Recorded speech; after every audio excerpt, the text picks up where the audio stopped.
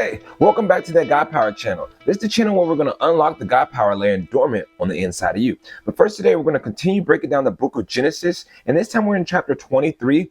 Last time we did chapter 22, which was where Abraham got tested by God. And if you didn't read that story or listen to that story, it is very good. But this is moving on to chapter 23. And like I told you last time, this is where we're going to lose one of the main characters. So this chapter is all about Sarah's burial. So let's go ahead and jump into it. When Sarah was, remember who Sarah is? That's Abraham's wife, first of all. When Sarah was 127 years old, she died at Hebron in the land of Canaan. There, Abraham mourned and wept for her. Then, leaving her body, he said to the Hittite elders there, he's like, here, I am a stranger and a foreigner amongst you.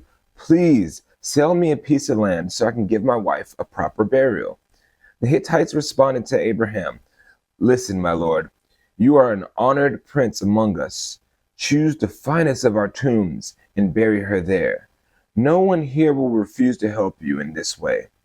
And then Abraham bowed before the Hittites and he said, since you're willing to help me in this way, be so kind as to ask Ephron, son of Zohar, to let me buy his cave at Machpelah, down at the end of his field.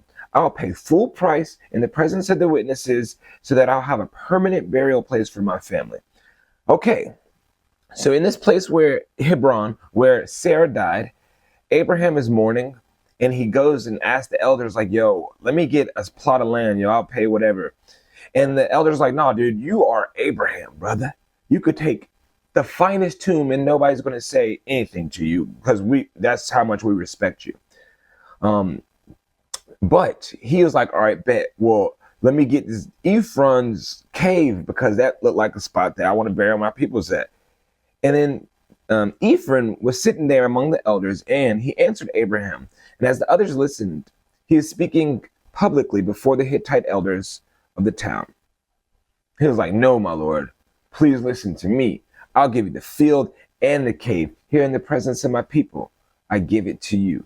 Go and bury your dead. So Ephraim was like, no, dude, you could just have the field, have the cave, my brother, because you're Abraham. You are Abraham. And Abraham again bowed down low before the citizens of the land. And he replied to Ephraim as everyone listened. He was like, no, listen to me. I will buy it from you. Let me pay full price for the field so I can bury my dead there. So Abraham, obviously, we know that Abraham is mad wealthy because he got come-ups from all over the place and he's mad old. So he's got lots of wealth. And he's like, nah, man, I'm not taking a handout. I want to buy it from you. I want to bless you with this. I want to buy this.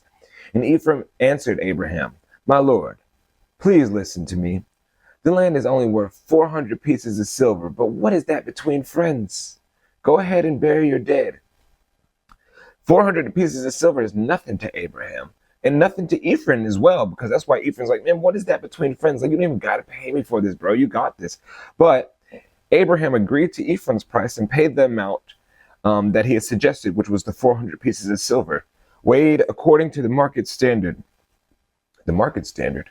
Was there a market back then? Obviously there was a market back then, but was it like a stock market type deal?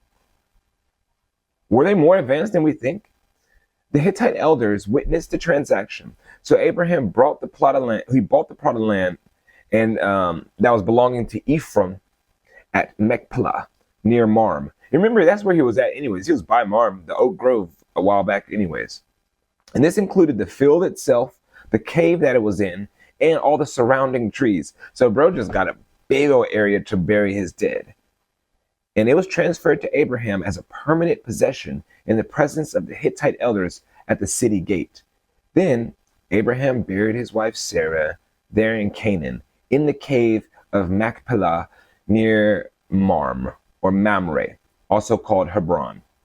So the field and the cave were transferred from the Hittites to Abraham to use as a permanent burial place. And this is the end of chapter 23. Very short chapter, but impactful because we lost a main character. We lost Sarah. Abraham mourned for her. He gained a place to bury his relatives. And I bet if you go look in history and stuff like that, or like archaeology, I'm sorry, that you could go find these areas that they're talking about and see some of these sites. But now with Sarah gone out of the picture, what is going to happen next? Abraham is 100. Well, Sarah was 127 years old. So that means Abraham is up there. He's like 130 something. So what is about to happen next? Is he going to be next? Or is he still got some life left in him? We will find out in chapter 24 when we break it down. But that is all for chapter 23. Make sure you have a great day. Beautiful life. Beautiful night. It's really nighttime for me, so I can't even front. I'm not even going to fake with y'all. Have a beautiful night or day, whatever it is for you when you watch this. And bless people. And remember that you got that God power. On your heart, tugging on your... Get them.